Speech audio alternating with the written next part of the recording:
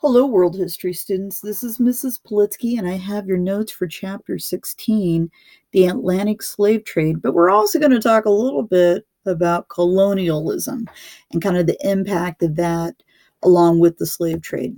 So let's take a look here. Slavery, when we talk about the Atlantic slave trade, the trade originated along what is called a triangular route. Sometimes this is known as triangular trade because the route connected traders in Europe, Africa, and also in the Americas. And if you take a look here, particularly on the map here, you can see that there were different goods that were kind of traded back and forth. So our people of Africa, for the most part, unfortunately, were providing the slaves. And many of these slaves traveled to the Americas, not just the United States, but throughout the Caribbean. And they were being used as labor on different plantations to raise crops like sugar, tobacco, and cotton. Those items would be sold back to Europe where their factories, I got to remember this is the kind of the beginning of the Industrial Revolution. They would be making things like textiles out of the cotton, rum, and other manufactured goods that would be traded, and some of it being traded back to Africa. And this would continue really from about the 1500s well into the 19th century. Slavery is the practice of owning slaves or a person who is owned by another. A lot of people overlook the fact that slavery has been around for centuries, but when we talk about it in terms of kind of an economic situation, it is really kind of this period of time that we see it really becoming kind of to the point where it's really getting abused.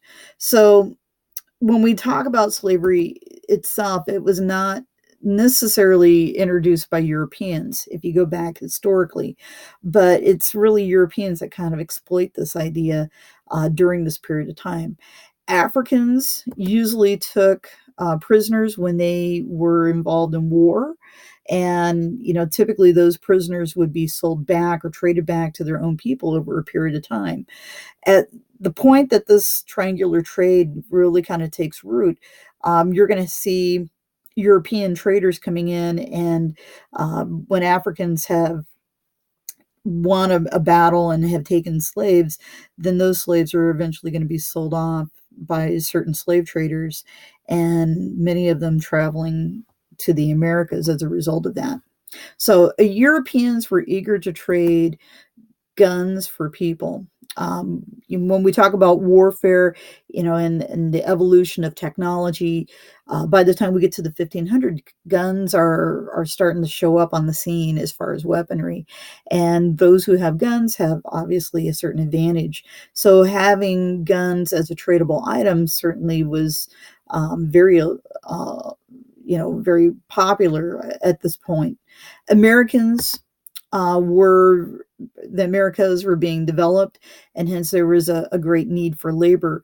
When we talk about African mines and also plantations, there had been labor used in those different places on the continent of Africa, but as a result of disease among Native Americans because of their exposure to things like smallpox that had been passed to them by Europeans, Africans became obviously a valuable commodity to trade to back to the Americas because there was a need for labor that Native Americans could not fulfill.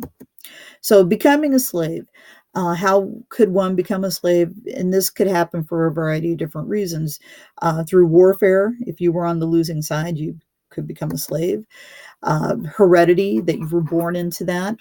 A raiding debt, meaning that somebody needed to be paid off, and hence we're going to run in and steal people, and that's how we're going to pay that debt off.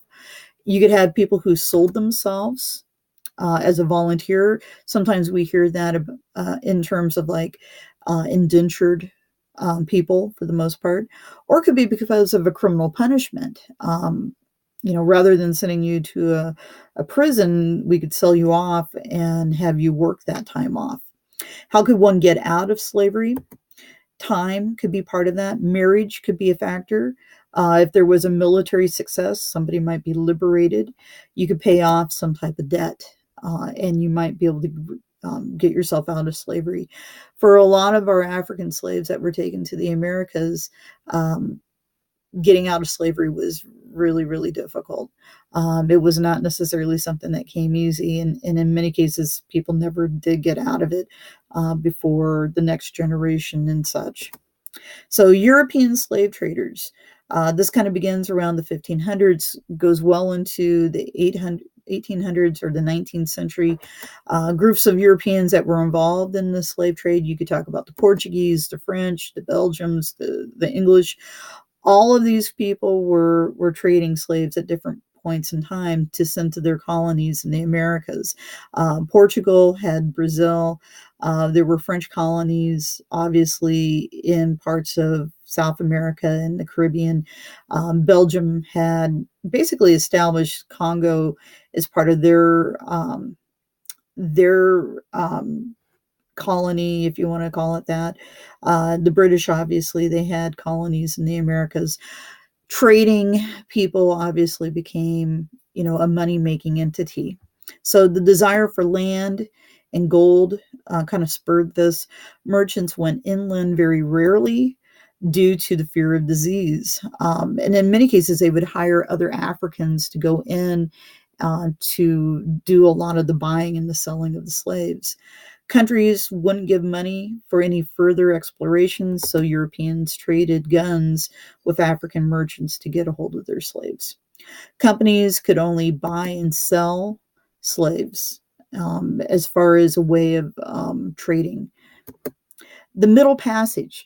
So, when an individual had been captured and taken into custody or into slavery, at some point in time, they're going to have to make that passage from Africa to the Americas.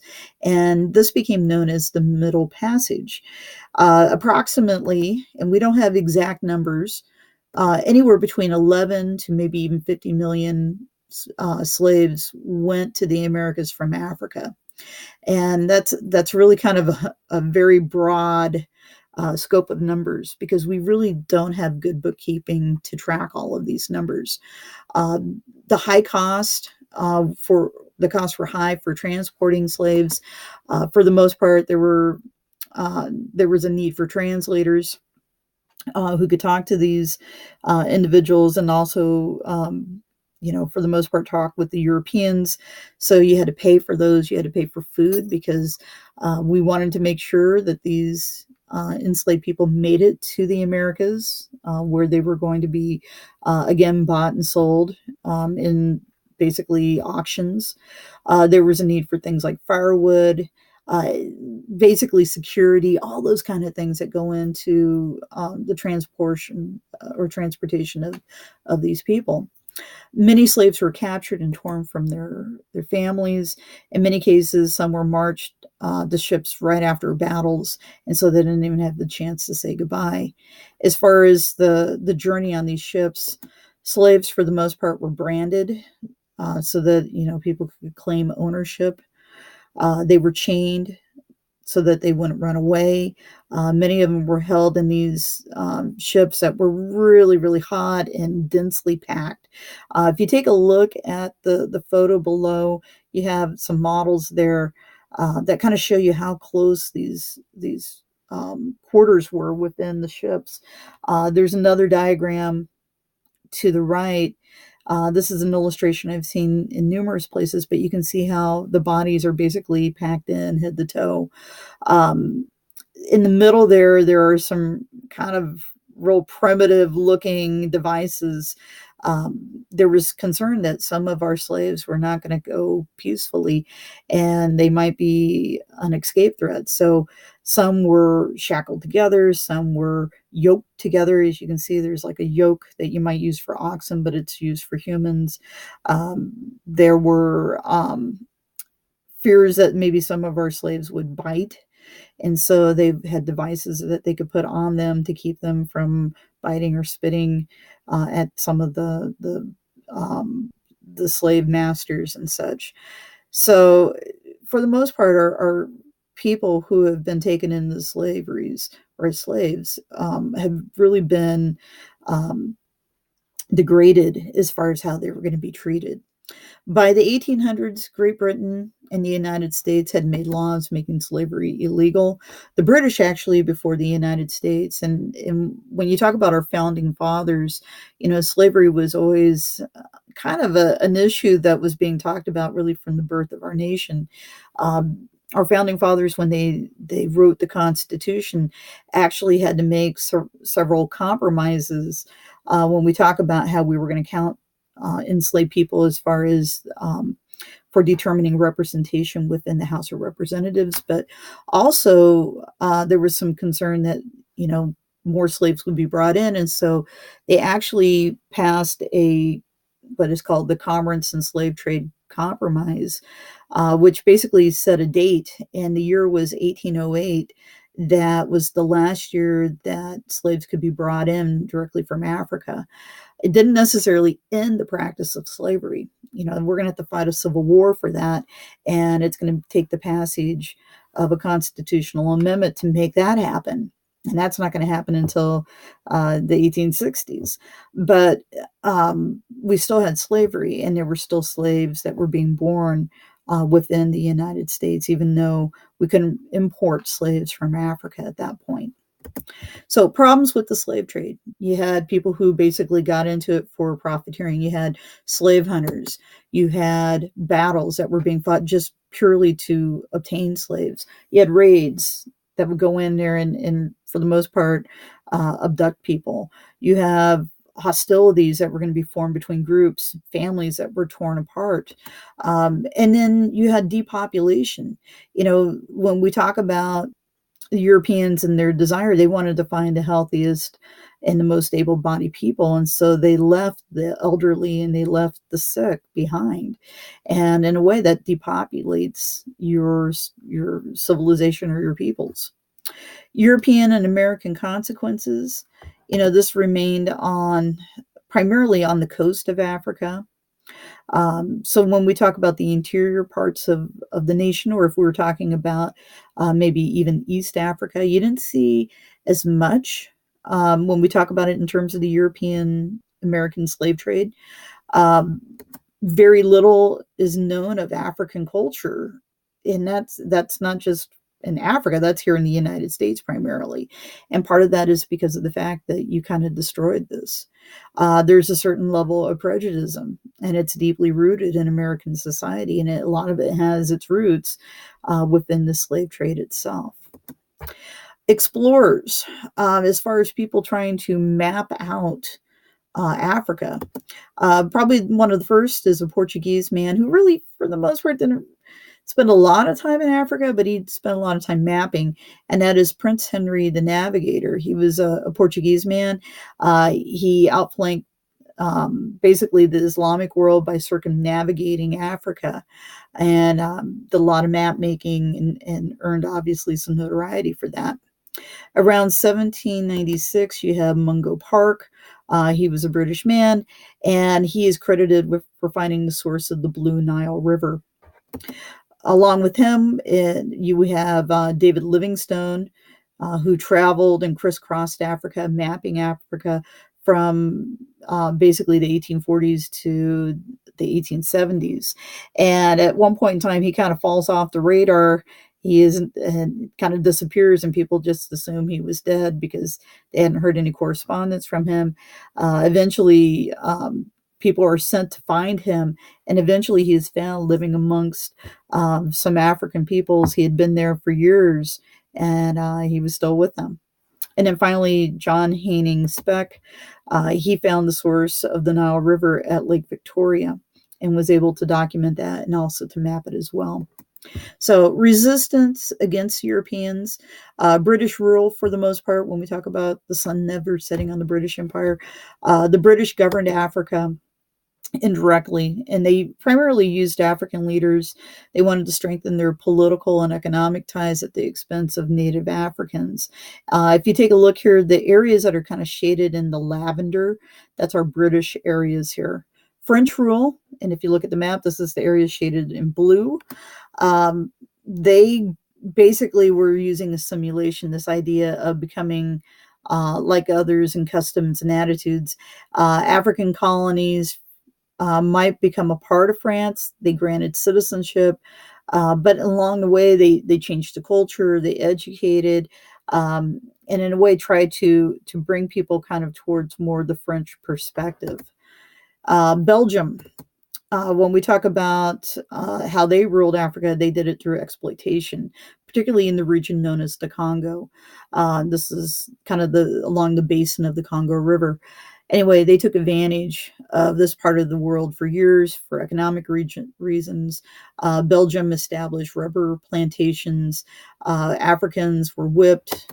They were tortured.